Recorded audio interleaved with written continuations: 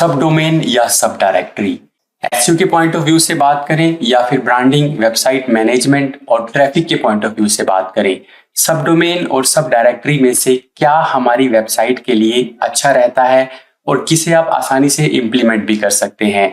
सब डोमेन और सब डायरेक्टरी में क्या डिफरेंस रहता है, इसे किस तरह से इंप्लीमेंट करना चाहिए और इनके फायदे और नुकसान क्या क्या हैं, ये सब कुछ हम आज के इस वीडियो में कवर करने वाले हैं। लेकिन उससे पहले अगर आपने अभी तक चैनल को सब्सक्राइब नहीं किया है तो सब्सक्राइब कर लीजिएगा और वीडियो को लाइक जरूर कर दीजिएगा।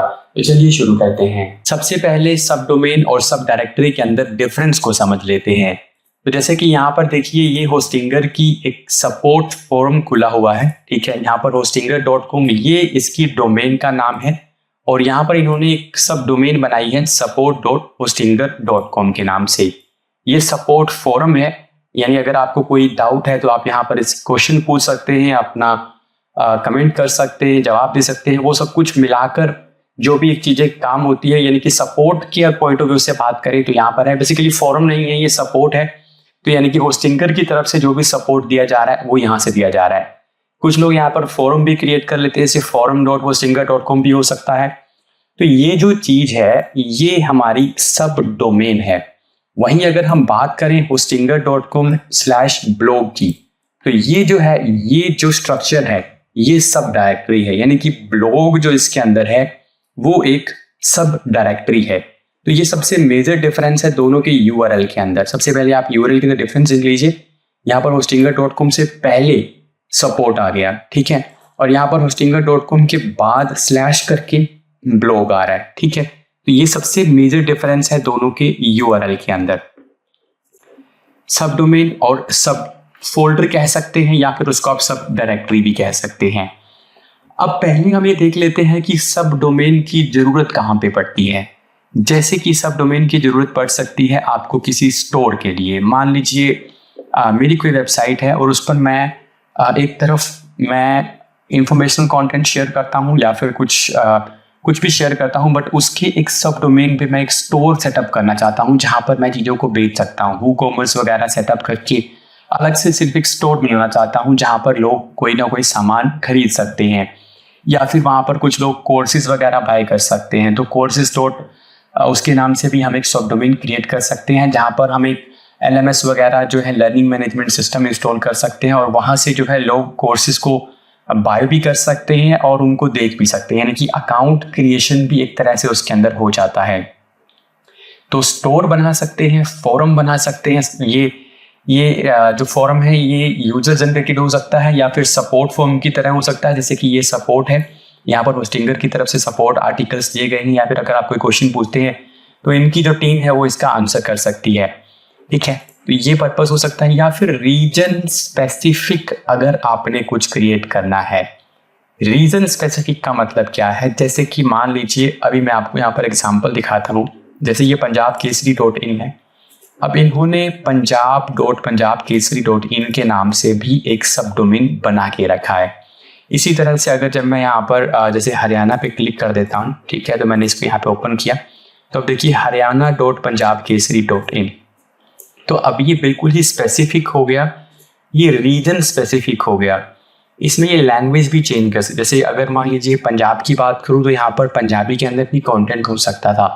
तो ये पूरा का पूरा जो है एक रीजन स्पेसिफिक हो गया। ये इंटरनेशनल तरीके से भी हो सकता है। मान लीजिए मुझे US के लिए अलग बनाना है, UK के लिए अलग बनाना है, तो वो काम भी हम सब डोमेन के ऊपर कर सकते हैं, ठीक है। तो ये हो गया।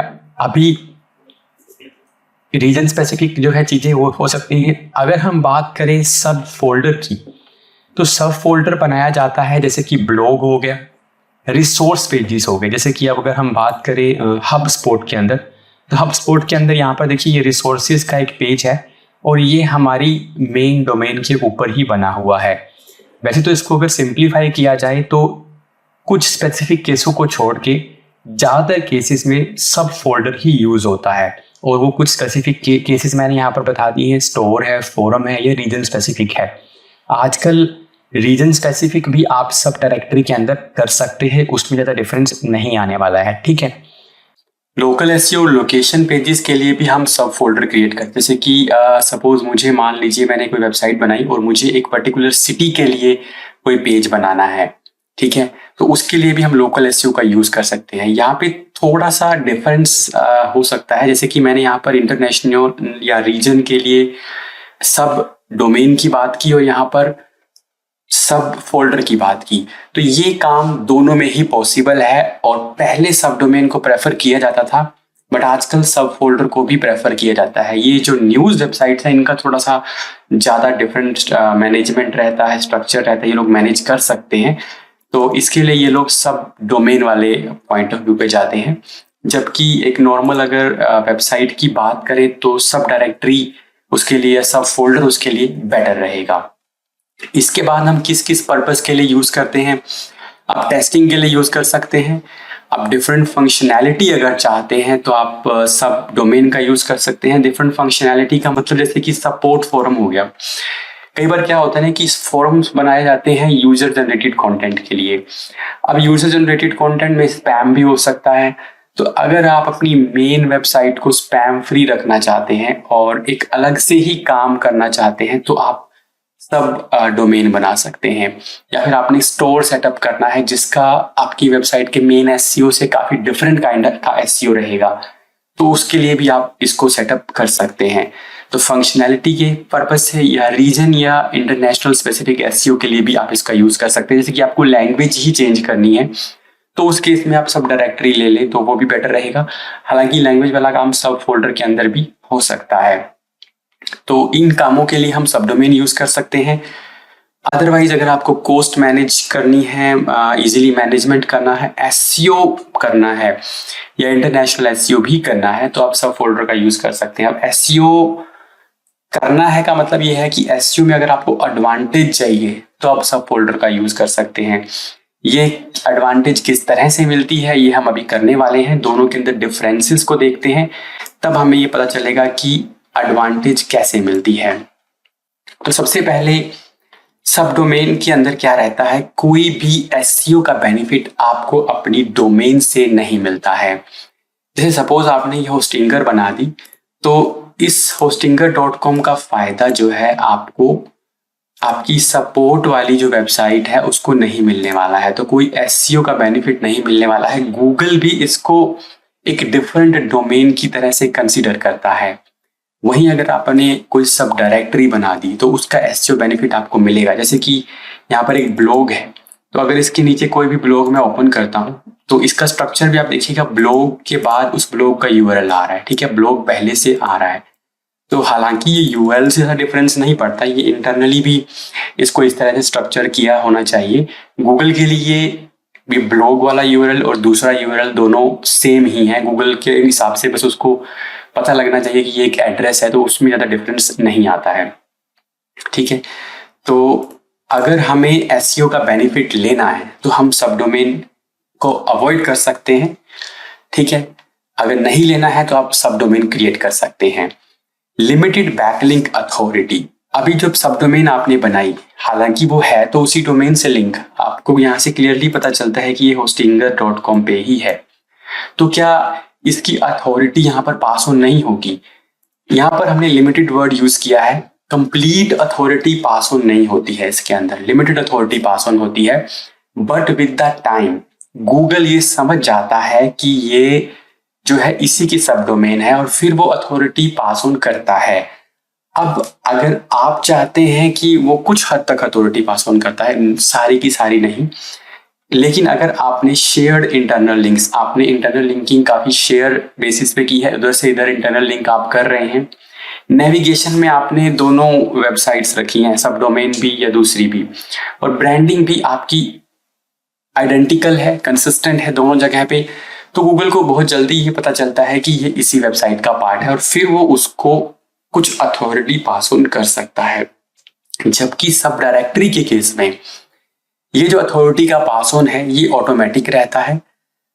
इसमें आपको अलग से बैकलिंक के लिए कोई कैंपेन चलाने की जरूरत नहीं है। मतलब आप सोचे कि मैं स्पेशली ब्लॉग वाले सेक्शन के लिए एक अलग से बैकलिंक कैंपेन चलाऊं, इनके लिए अलग से बैकलिंक बनाऊं। कैंपेन का मतलब बेसिकली बैकलिंक बनाने से है। तो यहाँ पर आपको कुछ भी करने की जरूरत नहीं है, ऑटोमेटिकली जो भी दूसरी आपकी डोमेन के लिए बैकलिंक्स बने हैं उनका लिंक जूस है, जो लिंक इक्विटी है वो पास ऑन होगी। बट यहाँ पर आपको एफर्ट करना पड़ेगा, और ये भी हम ये नहीं कह सकते कि पूरी अथॉरिटी पास ऑन होगी, मतलब इसके लिए आपको अलग से बैकलिंक की एक स्ट्रेटेजी बनानी पड़ेगी। इसके बाद आता है सेपरेट जीएससी जीए सेटअप। अगर आपको सब डोमेन बनानी है तो आपको गूगल सर्च कंसोल और गूगल एनालिटिक्स पे अलग से सेटअप करना पड़ेगा। जैसे कि अगर मैं कंसोल की बात करूं तो जैसे यहाँ पर ये एक डोमेन एडिड है, अगर मुझे यहाँ पर मैंने shop.shoutandrise.com को ऐड किया तो उसके लिए मुझे अलग से ऐड प्रॉपर्टी में जाके यहाँ पर shop.shoutandrise.com ऐड करना पड़ेगा। लेकिन अगर मुझे ये ब्लॉग वाला सेक्शन ऐड करना है, सपोज मुझे यहाँ पर शाउट एंड राइस, ठीक है, shoutandrise.com/blog ऐड करना है, तो फिर अगर मैं सिंपली किसी भी तरीके से ऐड करूं, पहली बात तो आप यूआरएल प्रीफिक्स में ऐड कर लें ताकि वो उसका आपको अलग से डेटा मिल जाए, और इसके लिए आपको वेरीफाई करवाने की जरूरत नहीं पड़ेगी। जबकि यहाँ पर अगर आप डोमेन ऐड कर रहे हैं, सब डोमेन, तो उसके लिए आपको अलग से वेरिफिकेशन करना पड़ेगा। यूआरएल सब डायरेक्टरी या सब फोल्डर में आपको अलग से वेरिफिकेशन नहीं करना पड़ेगा, ठीक है। यहाँ पर आपको जो है डोमेन प्रॉपर्टी में आपको ऐड करना है, और हालांकि आप यूआरएल में भी ऐड कर सकते हैं बट आपको वेरिफिकेशन करना पड़ेगा। बट अगर आप चाहते हैं कि आप जो मान लीजिए, जैसे मैं यहाँ पर लिख देता हूँ एक बार, जैसे मैंने यहाँ पर लिखा shoutandrise/blog, तो ये हो गया हमारे पास सब फोल्डर, ठीक है। इसके एनालिटिक्स को अलग से मेजर करना है तो आप इसको भी ऐड कर सकते हैं यूआरएल प्रीफिक्स के अंदर। इसके लिए आपको वेरिफिकेशन नहीं करना पड़ेगा। तो थोड़ा सा एक बार फिर से मैं क्लैरिफाई कर देता हूँ इस चीज को। देखिए, दो डिफरेंस है, एक तो जीएससी और जीए का अलग से आपको सेटअप करना पड़ेगा, मतलब ऐड करना पड़ेगा, और दूसरा वेरिफिकेशन भी करना पड़ेगा। जबकि सब डायरेक्टरी या सब फोल्डर के अंदर आप ऐड कर सकते हैं और अलग से उसको एनालाइज कर सकते हैं, बट आपको वेरिफिकेशन नहीं करना पड़ेगा अगर आपने मेन डोमेन पहले से ऐड करके रखी है तो। इसके बाद है separate SSL DNS setting required. तो इसके लिए आपको अलग से एसएसएल सर्टिफिकेट चाहिए रहेगा और डीएनएस की सेटिंग इसकी आपको करनी पड़ेगी। जबकि अगर मैं बात करूं सब डायरेक्टरी या फिर सब फोल्डर की, यहाँ मैंने सब डायरेक्टरी लिख दिया, तो सब डायरेक्टरी सब फोल्डर एक ही बात है, तो उसके लिए आपको अलग से एसएसएल डीएनएस कुछ भी करने की जरूरत नहीं है, वो एक नॉर्मल वेबसाइट की तरह से ही चलेगा, जो काम आप ऑलरेडी कर रहे हैं, ठीक है। अब इसका सेटअप कैसे करना है, तो अगर मुझे मान लीजिए मैं होस्टिंगर यूज कर रहा हूँ, होस्टिंगर में मुझे सब डोमेन ऐड करनी है, तो आप पहले वो वेबसाइट को ओपन कर लें और वेबसाइट के अंदर आप डोमेन्स में आ जाएं और डोमेन्स के अंदर सब डोमेन आपको मिलेगा। यहाँ पर जैसे मान लीजिए मुझे यहाँ पर सब के नाम से करना है, ठीक है। कस्टम फोल्डर आप बनाना चाहते हैं तो आप इसको चेक कर दीजिएगा और यहाँ पर सब लिख सकते हैं और फिर यहाँ पर क्रिएट पे क्लिक करेंगे तो ये आपकी सब डोमेन क्रिएट हो जाएगी। उसके बाद आपको क्या करना है, आपको वेबसाइट पे जाके आपको एक न्यू वेबसाइट ऐड करनी है और जब डोमेन एंटर करने की बात आएगी तो आप ये सब डोमेन वहां पर एंटर कर सकते हैं। जबकि अगर हम बात करें हमें सब डायरेक्टरी ऐड करनी है तो उसका प्रोसेस काफी सिंपल है।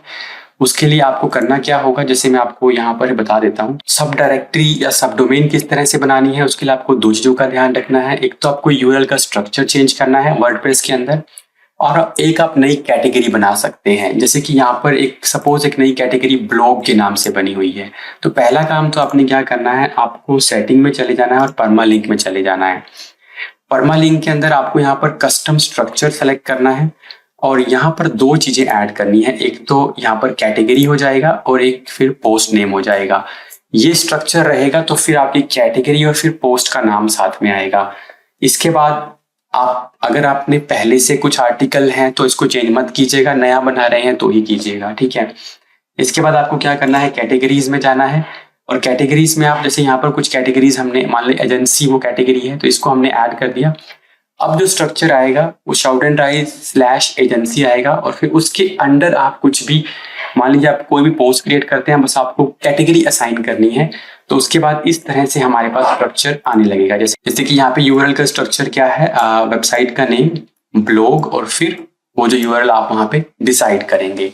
तो इस तरह से जो है ना आप यूआरएल जो सब डोमेन और सब डायरेक्टरी या सब फोल्डर दोनों की बात है उसको सेटअप कर सकते हैं। तो यहाँ पर एक बार मैं फिर से आपको क्लैरिफाई कर देता हूँ कि आपको सब डोमेन या सब फोल्डर की जरूरत कब पड़ती है।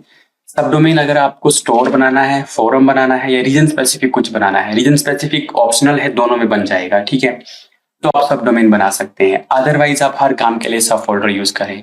सब फोल्डर का फायदा आपको होगा, एसईओ आपको बेनिफिट मिलेगा, ठीक है, मैनेजमेंट उसकी इजी होगी, अलग से उसको एनालिटिक्स या कंसोल में ऐड करने की जरूरत नहीं है, डीएनएस को छेड़ने की जरूरत नहीं है, बड़ी आसानी से हो जाएगा।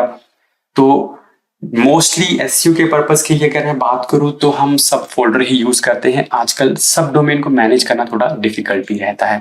न्यूज वेबसाइट्स क्यों यूज कर रही हैं, इनके पास काफी बड़ा इंफ्रास्ट्रक्चर रहता है और सब कुछ रहता है, तो इनके लिए इजी है और इनके लिए इस चीज को मैनेज करना आसान रहता है। जैसे कि उसको अलग से असाइन किया जा सकता है किसी पर्टिकुलर लोकेशन के